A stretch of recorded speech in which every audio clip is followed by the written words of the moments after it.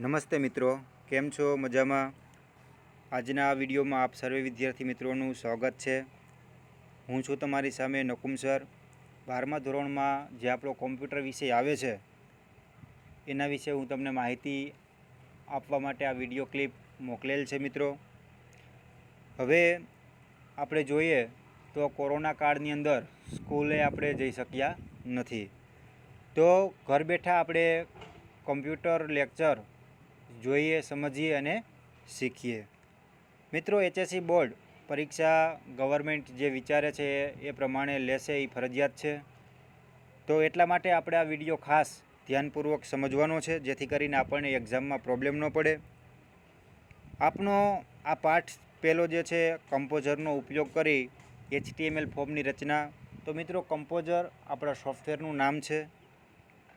HTML જે છે, HTML તમે કદાચ જો 10મા ધોરણમાં કોમ્પ્યુટર હશે તો HTML પોઈન્ટ કદાચ તમને આવી ગયો હશે, અથવા 11મા ધોરણની અંદર પણ તમારા કોમ્પ્યુટરમાં HTMLનો પોઈન્ટ આવી ગયો હશે. હવે HTML એટલે કે એક પ્રમાણભૂત સાંકેતિક ભાષા છે કે જેના દ્વારા આપણે અલગ અલગ કોડિંગ લખીને આપણે એક સાદા વેબ ફોર્મની રચના કરી શકીએ છીએ. હવે એમાં મિત્રો ટોટલ 10 પોઈન્ટ છે. એમાં આપણે સૌપ્રથમ પહેલા પોઈન્ટની વાત કરીએ તો કે ફોર્મનો પરિચય. ફોર્મ કોને કહેવાય, ફોર્મ કઈ રીતના બનાવાય, ફોર્મ કેવું હોય છે, એની આપણે એક થોડી ચર્ચા કરી લઈએ.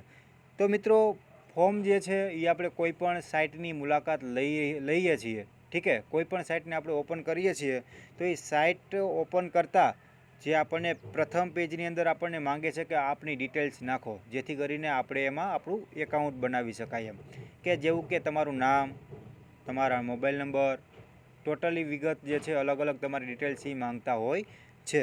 એ ડિટેલ્સ નાખીને પછી તમે લોકો આરામથી આપનું એકાઉન્ટ ક્રિએટ કરી શકો છો.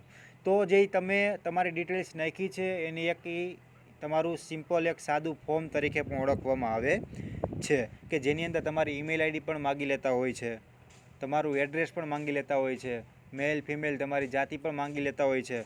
તો આવી તમામ ડિટેલ્સ જે માંગે છે એને એક આપણા ફોર્મ તરીકે એનો ઓળખવામાં આવે છે. હવે મિત્રો, બીજા પોઈન્ટની આપણે વાત કરીએ તો કે બીજો પોઈન્ટ છે આપણો ફોર્મના ઘટકો.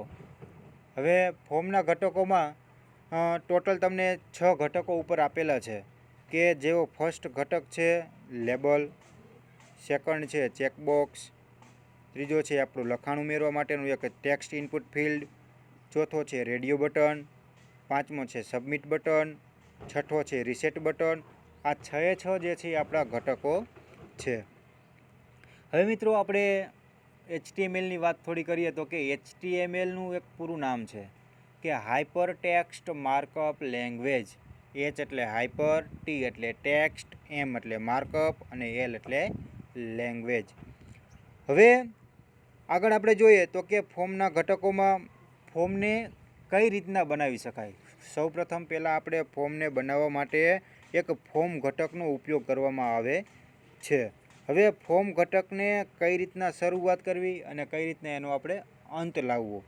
તો કે ફોર્મ ઘટકની શરૂઆત કરવા માટે સૌપ્રથમ પહેલાં આપણે ફોર્મ નામનો એક ટેગ લખવો પડતો હોય છે, અને શરૂઆતમાં ફોર્મ ટેગને ઓપન કરવામાં આવે છે અને અંતે આપણા ફોર્મ ટેગને પૂરો કરવામાં આવે છે મિત્રો. હવે આપણે આગળ જોઈએ તો કે એમાં ફોર્મ ઘટકમાં કુલ ફોર્મના 2 ઘટકો હોય છે. એની લાક્ષણિકતાઓ 2 ધરાવે છે. કઈ 2 લાક્ષણિકતાઓ ધરાવે છે તો કે એક છે એક્શન અને બીજી એક છે મેથડ. હવે મિત્રો, ફોર્મ સબમિટ કરવામાં આવે ત્યારે તેની વિગતો કયા સ્થાને મોકલવી તે સ્પષ્ટ કરવા માટે આપણે ફરજિયાત એક્શન મેથડનો જ ઉપયોગ કરવામાં આવે છે. એક્શન લાક્ષણિકતાનો જ ઉપયોગ કરવામાં આવે છે. હવે ફોર્મ સબમિટ કર્યા પછીની પ્રક્રિયાના નિયંત્રણ માટે ફોર્મ ટેગની સાથે એક્શન લાક્ષણિકતા ઉમેરવામાં આવે છે મિત્રો. આ પણ આપણને ગમે ત્યારે એક્ઝામમાં પૂછાવાલાયક વિકલ્પ છે કે ફોર્મની સાથે કઈ લાક્ષણિકતાનો ઉપયોગ કરવામાં આવે છે તો કે આપણા એક્શન, બરાબર, એક્શન લાક્ષણિકતાનો ઉપયોગ કરવામાં આવે છે.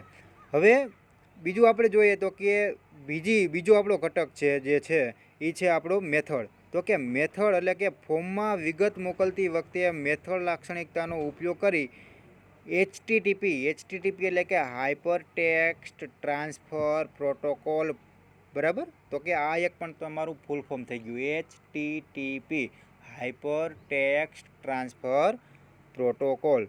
તો કે એને કહેવામાં આવે છે કે તેનો ઉપયોગ કરીને એક એચટીટીપી પદ્ધતિ સ્પષ્ટ કરવામાં આવે છે. ફોર્મની વિગતને નિર્દેશિત સરનામા પર કયા પ્રકારે સબમિટ કરવું છે તે મેથડ લાક્ષણિકતા દ્વારા નક્કી કરતી હોય છે. એટલે કે ટૂંકમાં તમને કહું કે મેથડ લાક્ષણિકતાનો મતલબ શું, તો કે તમારે જે ફોર્મ બનાવેલું છે અથવા તમારી ડિટેલ્સ છે એને કઈ જગ્યાએ પોસ્ટ એટલે કે કઈ જગ્યાએ આપણે આગળ મોકલવી છે એ બધું નક્કી કરવાવાળું તમારું કોણ હોય છે, તો કે મેથડ હોય છે. હવે આપણે આગળ જોઈએ તો કે મેથડ લાક્ષણિકતા પણ બે કિંમત સ્વીકારે છે. કેટલી કિંમત? બે કિંમત સ્વીકારે છે. મેથડની બે કિંમત છે, એમાં પહેલી છે ગેટ અને બીજી છે પોસ્ટ. આ ગેટ અને પોસ્ટ બંને લાક્ષણિકતા મિત્રો આ વિકલ્પ બની ગયો છે કે મેથડની કુલ કેટલી લાક્ષણિકતાઓ છે. કુલ મેથડ લાક્ષણિકતાની બે કિંમતો છે, બરાબર. બે કિંમતો સ્વીકારે છે, એક છે ગેટ અને બીજી છે પોસ્ટ. હવે એમાં પણ આપણે સમજવાનું છે કે ગેટનો ઉપયોગ ક્યારે કરવામાં આવે છે અને પોસ્ટનો ઉપયોગ ક્યારે કરવામાં આવે છે. તો આપણે જોઈએ તો કે મેથડ લાક્ષણિકતાની પૂર્વ નિર્ધારિત કિંમત ગેટ હોય છે બાય ડિફોલ્ટ. ફરજિયાત તમે જો જ્યારે પ્રોગ્રામિંગ કરો છો ત્યારે તમે તમારી મેથડ ન બદલો તો બાય ડિફોલ્ટ તો ગેટ જ હોય છે. હવે તો કે ગેટ પદ્ધતિ ફોર્મમાંથી વિગતો મેળવીને તેને યુઆરએલ એટલે કે યુનિફોર્મ રિસોર્સ લોકેટરના અંતમાં એક ઉમેરી સર્વરને એક મોકલી આપે છે. હવે ગેટ પદ્ધતિ એક સમયે માત્ર મર્યાદિત માહિતી મોકલવાની જ સુવિધા પૂરી પાડે છે, કે એની એક મર્યાદા હોય છે કે કેટલી માહિતીને આપણે આગળ પાસ કરવી એટલે કે મોકલવી, એ મર્યાદિત પ્રમાણે જ તમારી ગેટ મેથડ જે છે એ માહિતીને આગળ મોકલે છે. હવે પછી બહુ અતિશય વધારે માહિતી હોય છે, કદાચ તમારું વેબ ફોર્મ બહુ અતિશય મોટું હોય છે, તો ત્યારે તમારે ગેટ મેથડનો ઉપયોગ કરવામાં નથી આવતો મિત્રો. ત્યારે તમારે ફરજિયાત પોસ્ટ મેથડનો જ ઉપયોગ કરવામાં આવે છે. ટૂંકમાં તમને કહું તો કે જ્યારે તમારું વેબ પેજ નાનું હોય, નાની માત્રામાં તમે તમારું ફોર્મ બનાવતા હો, તો નાની માત્રાનું ફોર્મ હોય એમાં તમારે ગેટ મેથડ આવે છે. મોટી માત્રામાં હોય તો ત્યારે તમારે પોસ્ટ મેથડ આવે છે. તો મિત્રો આ તમારા ગેટ અને પોસ્ટ આ બંને જે છે એ તમારી શું છે? મેથડ છે, કે જેને જે ક્યારે સેટિંગ કરવામાં આવે છે કે જ્યારે તમે લોકો કમ્પોઝરની અંદર પ્રોગ્રામ શરૂઆત કરો છો, તો શરૂઆતથી જ આપણે પ્રોગ્રામનું કોડિંગ લખતા પહેલાં જ સૌપ્રથમ પહેલાં આપણને આ મેથડ સિલેક્ટ કરવાનું કહે છે કે તમે જ્યારે ફોર્મ બનાવો છો ત્યારે તમારે કેવું ફોર્મ બનાવવું છે. જો નાની માત્રામાં બનતું હોય તો ગેટ મેથડ લેવી, મોટી માત્રામાં બનતું હોય તો પોસ્ટ મેથડ લેવી મિત્રો. હવે ત્યાર પછી આપણે આગળ જોઈએ 1.3 એટલે કે આપણા પહેલા પાઠનો ત્રીજો પોઈન્ટ છે નિવેશ ઘટકો. નિવેશ એટલે શું? તો કે આપણે એની અંદર ઇનપુટ કરવાના.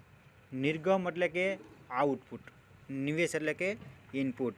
એટલે કે આપણને એક આ ગુજરાતી વર્ડ શબ્દ આપેલા છે કે નિવેશ એટલે કે એની અંદર આપણે ઇનપુટ કરવું એટલે કે મૂકવું, બનાવવું, અને નિર્ગમ એટલે કે આઉટપુટ. જો કે અત્યારે આપણને નિર્ગમ આપેલું નથી, પણ એટલા માટે તમને હું સાથે કહું છું કે આગળ જ્યારે નિર્ગમ આવે તો આપણને સમજાઈ જાય કે નિર્ગમ એટલે કે જ્યારે આપણને જે માહિતી મળતી હોય એક આઉટપુટ સ્વરૂપે, એટલે કે નિર્ગમને આપણે આઉટપુટ કહેવાય છે, અને નિવેશ એટલે કે આપણું ઇનપુટ. હવે ફોર્મમાં વિવિધ પ્રકારના નિવેશ એટલે કે ઇનપુટ ઘટકનો ઉપયોગ કરવામાં આવે છે. કે કેવા કેવા ઇનપુટ ઘટકો હોય છે? તો કે text box, dropdown menu, password, submit button, radio button, reset button, checkbox, આ વગેરે જે બધા જે છે એ આપણા ઘટકો એટલે કે વિવિધ પ્રકારના એક નિવેશ ઘટકો છે, બરાબર. હવે એને શા માટે આપણે ઇનપુટ ઘટક તરીકે ઓળખવામાં આવ્યા છે? તો કે દાખલા તરીકે તમે જ્યારે સાઇટ બનાવતા હો, ફોર્મ બનાવતા હો, તો તમારે ફોર્મમાં ટેક્સ્ટ બોક્સ લેવું હોય તો ટેક્સ્ટ બોક્સ આપણને શું ઉપયોગી થાય છે? તો કે ટેક્સ્ટ બોક્સ આપણે મૂકીએ છીએ તો કે જેમાં આપણે કોઈ પણ વેબસાઇટમાં કેમ કહીએ છીએ કે એન્ટર યોર નેમ, તો એ ટેક્સ્ટ બોક્સની અંદર આપણે જ્યારે નામ લખવાનું કહીએ છીએ તો નામને આપણે એની અંદર ટાઈપ કરીએ છીએ, તો એક આપણું ઇનપુટ પ્રકારનું ઘટક કહેવાય. એટલા માટે આપણે ટેક્સ્ટને પણ ઇનપુટ એટલે કે નિવેશ ઘટક તરીકે ઓળખવામાં આવે છે. એની જેમ બધા ડ્રોપડાઉન મેનુ છે, સબમિટ બટન, આ બધા જે છે એ પોતાના એવા અલગ અલગ કાર્ય સાથે જોડાયેલા છે. મીન્સ કે એ બધા આપણા ઘટકો જે છે એ ઇનપુટ કરવા માટેના જ ઘટકો છે, એટલા માટે આપણે એને ઇનપુટ ઘટક તરીકે ઓળખવામાં આવે છે. પણ આ ઘટકનો ઉપયોગ હંમેશા એના ઇનપુટ એટલે કે ઇનપુટ ઘટક સાથે જ લેવામાં આવે છે, કે જ્યારે આપણે આ કોઈ પણ ઘટકનો ઉપયોગ કરવો હોય તો એ ફોર્મની શરૂઆતમાં ઇનપુટ ઘટક આવે છે અને ત્યાર પછી છેલ્લે ઇનપુટ ઘટકને ઓવર કરી દેવામાં આવે છે. મિત્રો હવે આપણે આગળ જોઈએ તો એની અંદર પણ પોઈન્ટ નંબર 1 છે કે ટેક્સ્ટ બોક્સ અને બીજું છે પાસવર્ડ. બરાબર. હવે પેલું છે ટેક્સ્ટ બોક્સ. ટેક્સ્ટ બોક્સ તમને એક માહિતી સાથે સમજાવેલું છે કે ટેક્સ્ટ બોક્સની અંદર કેવી કેવી માહિતી હોય છે, તો કે જેમાં કે એમ કહે છે કે ફોર્મમાં લખાણ પ્રકારની વિગત દાખલ કરવા માટે ટેક્સ્ટ બોક્સનો ઉપયોગ થાય છે. મેં જેમને અત્યારે ટૂંકમાં સમજાવ્યું. હવે પછી કહે છે કે તમારે બીજું છે પાસવર્ડ. હવે પાસવર્ડ એટલે કે તમારે કોઈ પણ સિક્યુરિટી એટલે કે પાસવર્ડ નાખવા માટેની માહિતીમાં એક પાસવર્ડ ઘટકનો ઉપયોગ કરવામાં આવે છે. ત્યાર પછી મિત્રો આપણે જોઈએ ત્રીજું છે રેડિયો બટન. તો કે રેડિયો બટન એટલે કે જેને આપણે કહેવાય છે કે જાતિ સિલેક્ટ કરવા માટે કે મેલ છે કે ફિમેલ. મિત્રો તમે કદાચ જોયું હશે, તમને ફોર એક એક્ઝામ્પલ આપું કે જ્યારે આપણે ફેસબુકનું એકાઉન્ટ ક્રિએટ કરવું હોય ત્યારે આપણને એક આપણી જેન્ડર પૂછતા હોય છે કે મેલ કે ફિમેલ. જો આપ મેલમાં હશો તો મેલ ઉપર ટચ કરશો તો મેલવાળું રાઉન્ડ સિલેક્ટ થઈ જશે, ફિમેલ પર ટચ કરશો તો ફિમેલવાળું રાઉન્ડ ટચ થઈ જશે. બંને રાઉન્ડ એકસાથે સિલેક્ટ થશે નહીં. એટલા માટે આપણે એમને ક્યુ બટન તરીકે ઓળખવામાં આવે છે, રેડિયો બટન તરીકે ઓળખવામાં આવે છે. ત્યાર પછી આપણે વાત કરીએ ચેકબોક્સ. હવે મિત્રો ચેકબોક્સ એટલે કે હોબી, આપણો રમતનો શોખ, આપણને શેમાં શોખ છે તો આવું ક્યાંય ફોર્મ આપણે ભરવામાં આવે કે ભાઈ ક્રિકેટ છે, વોલીબોલ છે, કેરમ છે, આવી અલગ અલગ તમને રમતનો શોખ હોય તો એ ફોર્મની અંદર આપણે જ્યારે ફોર્મ ભરતા હોઈએ છીએ ત્યારે આપણે હોબી લખેલી હોય છે, એની અંદર 3-4 ગેમ્સના નામ લખેલા હોય. એમાં તમારી મનપસંદ ગેમ્સ કઈ છે એ ગેમ્સની સામે તમને ચોરસ જે ચોકઠા આપેલા હોય છે, બોક્સ આપેલા હોય છે, એના ઉપર તમે ક્લિક કરો એટલે એમાં તમારે રાઈટ નિશાની આવી જાય છે. તો આવડા ઘટકને એટલા માટે આપણે એવો ઘટક લેવો હોય, ફોર્મમાં મૂકવો હોય તો આવો ઘટક લેવા માટે આપણે એનું કોડિંગ લખવામાં આવે છે અને આ ઘટકને આપણે ચેકબોક્સ તરીકે ઓળખવામાં આવે છે. પછી પાંચમું ઘટક છે આપણો સબમિટ બટન. હવે સબમિટ બટન એટલે કે આપણે એક ઓકે અને કેન્સલ જેવું કામ કરે છે કે આપણી બધી ડિટેલ્સ માહિતી કમ્પ્લીટ થઈ ગઈ હોય અને એને આપણે આગળ મોકલવી હોય તો આપણે મીન્સ કે શું કરી કહેવાય, સબમિટ કરી કહેવાય. પછી કે છે રિસેટ બટન, કે દાખલા તરીકે તમે એકવાર માહિતી નાખી દીધી છે અને પછી એનાય માહિતી તમારે એની અંદર નથી રાખવી, રિસેટ કરી નાખવી છે, બધી માહિતી બીજી વાર નાખવી છે, તો એટલા માટે તમારે એક રિસેટ બટન પણ મૂકવામાં આવતું હોય છે. પછી તો બટન તમે કોઈ પણ મૂકી શકો, તમને યોગ્ય લાગે એ તમે બટન મૂકી શકો કે ઓકે છે, કેન્સલ છે, ડિલીટ છે. બરાબર. આવી રીતે XYZ કોઈ પણ તમે બટનનું નામ રાખીને તમે બટન તમારી રીતે બનાવી શકો છો. હવે પછી આપણે નેક્સ્ટ લેક્ચરની અંદર વાત કરશું આપણે, ત્યારે આપણે એકાદો પ્રોગ્રામ એટલે કે લઈ લેશું કે ભાઈ નોટપેડની અંદર પ્રોગ્રામને કઈ રીતના ટાઈપ કરવો, આ ઘટકને કઈ રીતના મૂકવો. બરાબર. તો આપણો આજનો થિયરીનો જે લેક્ચર છે એ શાંતિપૂર્વક સમજવો. કોઈ પ્રશ્ન હોય મિત્રો તો મારો મોબાઈલ નંબર લખી લેવો 9339 37 225.